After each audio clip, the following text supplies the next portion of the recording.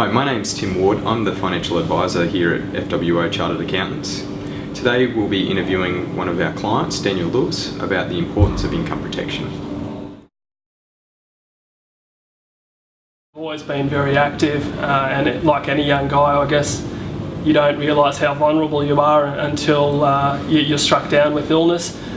I worked full time, I trained heavily, so I was running anywhere between 70 and 100 kilometres a week, cycling 400 k's a week and swimming 3 times a week as well. And for someone that was so fit and so healthy, the last thing on my mind was being struck down by illness. But basically went from being able to run a marathon and quite quickly to not even being able to walk to the letterbox or do the dishes.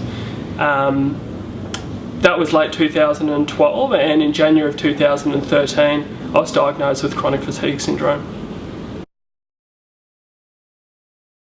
CFS at 29 meant my world turning upside down, so I couldn't work full time, I couldn't work part time. I went from being so active to not being able to do anything. In the end, at the time I was living in Sydney. I ended up having to pack everything up and move back to my parents' house in Brisbane where I grew up. I guess the other concern you have is, well, what are you going to do for money? And luckily for me, I was fortunate enough to have income protection.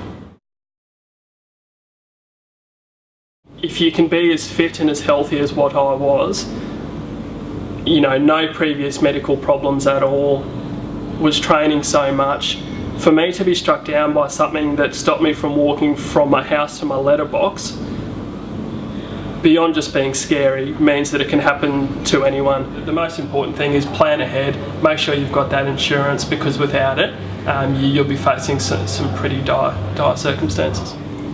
After hearing Daniel's story today, you can understand the importance of having income protection. If you'd like to explore your own options of taking out income protection, please feel free to contact Tim Ward at FWO Chartered Accountants.